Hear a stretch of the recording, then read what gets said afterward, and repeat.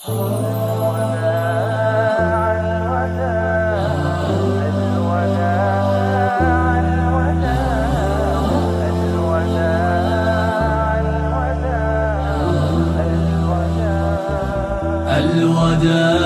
يا رمضان، الوداع يا رمضان، الوداع يا رمضان، الوداع يا رمضان. بار سفر را بسته ای ماه پر فیض خدا، دلها پر از اندوه و غم، عزم سفر داری چرا؟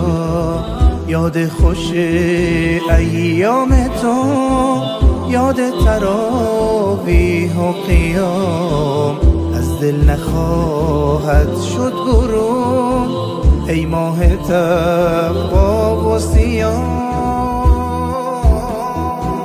الوداع الوداع الوداع الوداع الوداع الوداع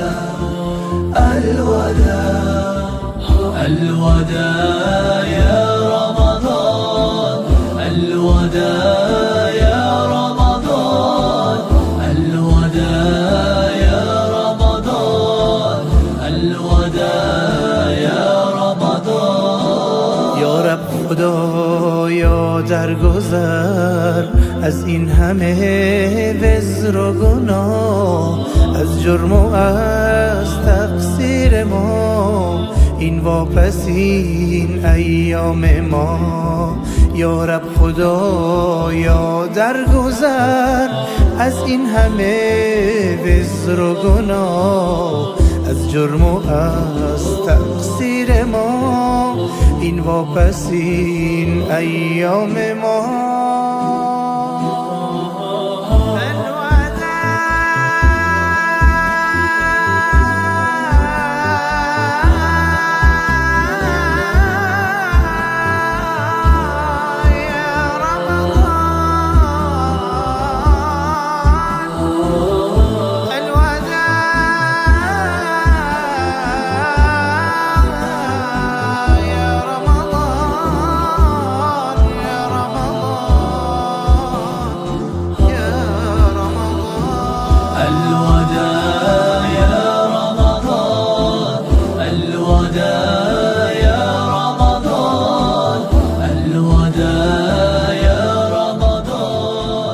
الوداع